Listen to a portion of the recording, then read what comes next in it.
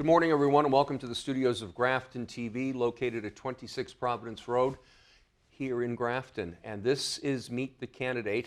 I'm Bob DeToma. This morning's guest is Stacie Bennett. She's running for one of the seats open on the Grafton School Committee. Good morning. Good morning, Bob. How Thank are you you? for having me. It's my pleasure. Nice to have you in. So we'll chat for a few minutes and then give you the opportunity to talk to the voters at home. Great. And we'll start off with simple stuff. What is your work background? Do you have a background in education? Yes, I do have a background in education. I have a bachelor's degree in criminal justice, law enforcement administration. However, after receiving that degree, I worked quite frequently volunteering with different organizations that reached out to children. So I was living in Baltimore, Maryland at the time, and worked with an organization called Junior Achievement, where you would have business professionals go into the schools to teach life skills and soft skills in the workplace. And I volunteered to do that for several years. And that led to another volunteering opportunity with the Maryland Business Roundtable for Education, where I also went into classrooms and discussed the importance of staying in school and sort of discuss with the children and the high schoolers what's important on the job and what job professionals are looking for once they graduate. From those two experiences, I realized that, teaching was really what I was cut out for. And it ended up being a calling for me and a vocation. So I went off and got my master's degree in teaching. So I have my master's degree in teaching secondary education with an English ELA focus. Went on to teach high school English, 10th and 12th grade English, also in Baltimore, Maryland. I lived down there for about 15 years. And then when I came back to New England, because I missed it so much, I started working at the college level as an adjunct professor, working at two area colleges, teaching composition and literature. Went on to work as a teacher for the Worcester County House of Corrections, and now I'm working with a nonprofit agency that works with children, at-risk and high-risk children, in an after-school program that I run. So when you made a presentation to students about the benefits of education and what courses to pursue and how to pursue a career, how often did they say, well, wait a minute, how do I make it into television or the movies? Oh, the big one was sports. I want to be, a basketball star, a football player. Right. And it's really a basic answer. It's always good, no matter what you're doing, to have a backup plan. I have a very eclectic background, starting in criminal justice, working in the aerostructures industry, but my basic core foundational skills that I received through my public school education provided me an opportunity to succeed at lots of different things, because I had those core foundational skills, good reading and writing skills, good public speaking skills. So, I use that as an example with those students, and I let them know that, have a backup plan, because the odds of anyone becoming famous or the latest, sports star are, it's very competitive. It's may not happen for them. So have that education behind you and have that backup plan. I work with students now and I say the same thing. What do you want to do when you grow up? And we talk about the different options and what their interests are, because that's important. As I said, for me, teaching ended up being a calling. And I was really drawn to it after, going through some different work experiences. And I think that's important for students to enjoy and have an interest in what they're doing. But the money is a big big draw for students. Of course, yeah. And tell us a little bit about teaching in the correctional facilities. It must be rewarding and challenging all at the same time, I would imagine. It was one of the best teaching experiences I have ever had. I absolutely loved it. So just to clarify some things, people wonder, they always ask me, were you scared working in the jail? Never. We had such a wonderful group of correctional officers that work with us. And actually the inmates were fantastic. They really did want to learn. I think I provided an classroom environment that was safe, comfortable, open. And so, the inmates were drawn to that kind of classroom management style. And when you set up that kind of classroom management, you get a lot back from your students. So, and also, we were under DESE oversight, the Department of Elementary and Secondary Education. So we were teaching just like high school teachers would teach in a regular public high school. So we were audited by DESE. We follow the same Common Core state standards and objectives as DESE. So I spent 5 years there teaching under those guidelines. So very similar to what we see in public school. Obviously, the environment is slightly different. But I had a wonderful experience at the Worcester County House of Corrections. Really, really enjoyed it. But it was kind of time to move up in my career. So, you know, and there's definitely some aspects that I miss. Yeah. Yeah. Okay. And before I forget, you have children in the school system. I do. Okay. Yep. All right. So, in your opinion, what are some of the strengths of the Grafton schools as they stand today? You know, what I think is what I've seen on the campaign trail is the work between the committee and the community. You know, people are very, very involved with what's going on in the schools, and that's a testament to the school and to the current school committee as well. You know, in any state or any town, the school committee races are some of the most contentious, because everyone wants what's best for their children. And I totally understand that. And we do have some, you know, different opinions on what's best for our kids. And I think what it's going to take is significant collaboration and understanding of both sides. Some people want to focus a lot on the social emotional learning, while other people are more concerned with academics. I think that the current school district does a great job with both. I really do. But I think there's always room for change and improvement, and based on what I've heard out on the campaign trail from parents, there are some concerns, and they would like to see some things go in a slightly different direction.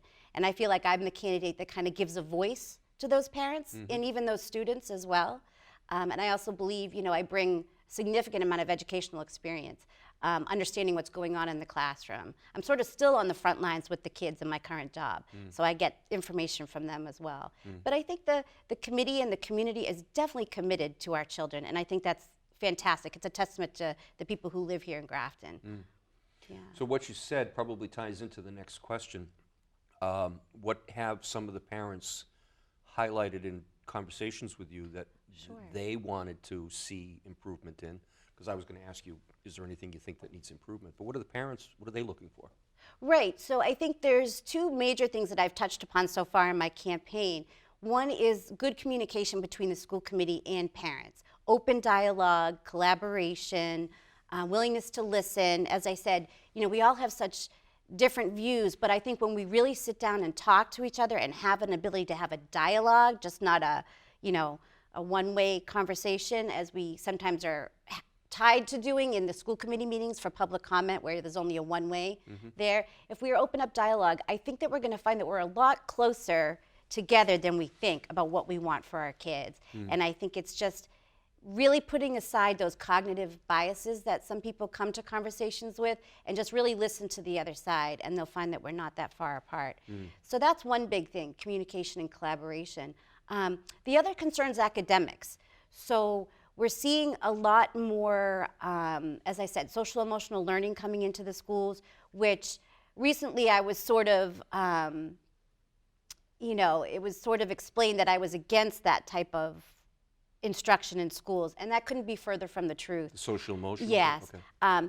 As a teacher myself who's been in education for quite some time, social emotional learning has always been part of public school education. It's been part of teacher training, teacher professional development, and I trust, and I hope that other families would trust, that teachers know how to you know, provide that for their students on an individualized basis, which is much more effective than a one-size-fits-all prescriptive curriculum. So I'm definitely not against SEL, but what we're seeing is as more of that comes in to our classrooms, we're getting further and further away from some of the academic portions and pieces of our curriculum that we really need to focus on.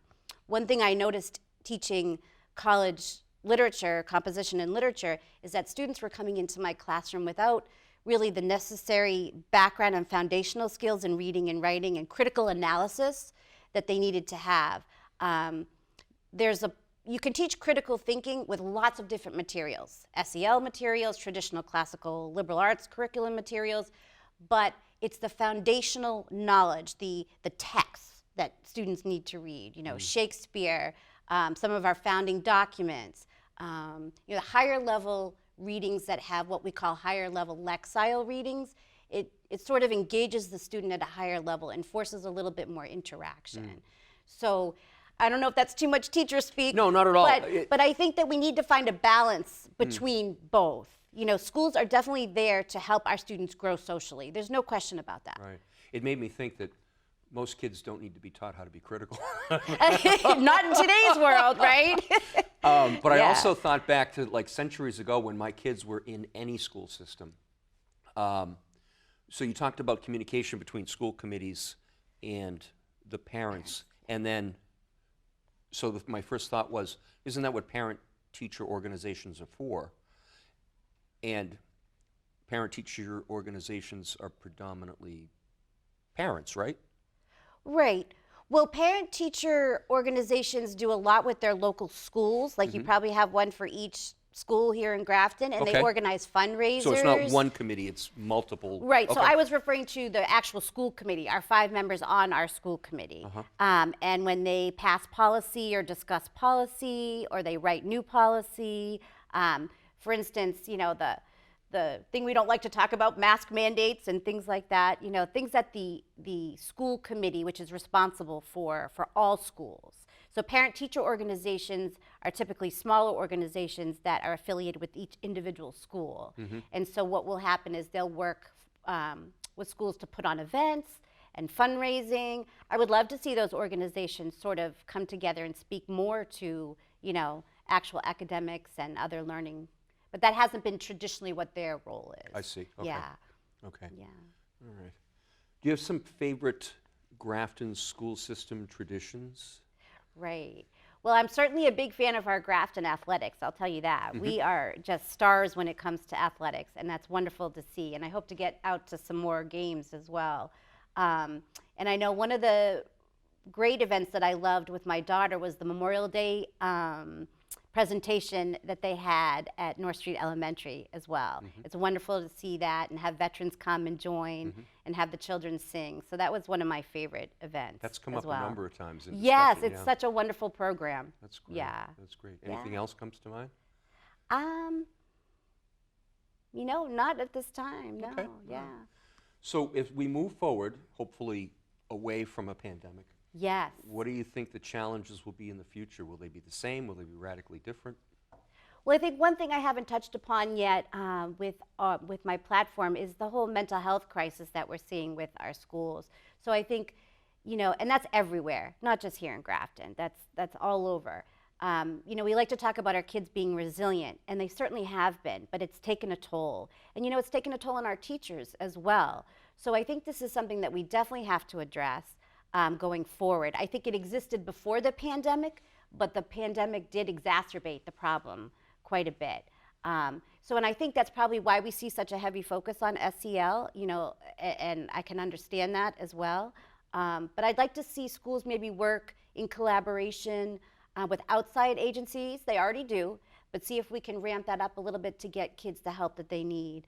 You know, no kid should be suffering with severe anxiety or, you know, suicidal thoughts or things that we're hearing about more and more nowadays. And again, why we need a lot more collaboration with families and schools just to work on these issues. So it's complicated. Yeah, It's complicated. It is. Because I asked one of the candidates, don't ask me who I asked it of, but one of the thoughts that came to mind was, do students come to school feeling anxious, or do they walk through the doors and then become anxious? And the reason why I asked that question was because I thought back to when I was a child, and school was like the biggest anxiety-inducing thing in my life. Right. And what can parents do at home to lessen that anxiety for kids so that when they walk through the doors, the teachers just pick up the ball and continue running with it? You know, it's like everyone's concerned about student anxiety, but I don't think anybody has the, you know, the magic wand that makes it go away. Absolutely. You're so right on that. There's no one like panacea that's going to fix this issue. I think it does start at home. Absolutely. I know with my kids, I am in constant dialogue and communication with them. I create an atmosphere at home just like I do in my classroom where I'm open. You can tell me anything. You can talk to me. I'll be honest with you. You know, you know, it's really good to be open as a parent and, you know, set a tone where your child can come and talk to you about anything that's concerning them. And then we process it. We process things. You know, I do have a child that has severe anxiety. you know, generalized anxiety, not necessarily school related. And so we talk, we keep the lines of communication open. And I like to show, you know, one of my hallmarks is when whatever I do, teaching, directing, managing, is leading with empathy. You always lead with empathy. So I do that with my students and I do that with my children. So let them know that, you know, it's okay to feel what they're feeling, but also try to explain what the other person is feeling as well, including other children in the classroom or the teacher, to try to quell the anxiety, because I think if we can look at things through someone else's eyes or in someone else's shoes, we get a better idea of, you know, where that anxiety might be coming from or what's causing the anxiety. So one thing is just keeping an open lines of communication open at home. Yeah. Okay. And helping with school, you know, being involved in your child's learning as well. It's very important. Yeah, absolutely. Yeah. So we've reached that magic moment where the final 2 minutes are yours and you can address the viewers at home. Okay, And great. you're going to do that right there. All right. And it's your time. Well, hello, Grafton voters. Thank you so much for watching today. And thank you to all those out there who have already shown their great support. I just want to let everybody know that I am out on Facebook at Stacie Norton Bennett for Grafton School Committee. And you can reach me by email at stacieforschoolcommittee@gmail.com. I want to thank everyone for being open to my platform and asking questions and engaging with me. And I look forward to engaging more on the campaign trail. And I hope that you will come out. If my platform resonates, you'll come out on May 17th and vote for me. Thank you. Thank you for coming in. Thank you so much. Enjoyed the Pleasure. Yes, this is great. Thank you for having me. Thank you. Stacie Bennett is running for one of the open seats on school committee, and she's been our guest here today for Meet the Candidate. On behalf of all the talented people that work here at Grafton Community Television, thank you for watching today's program. I'm Bob DeToma.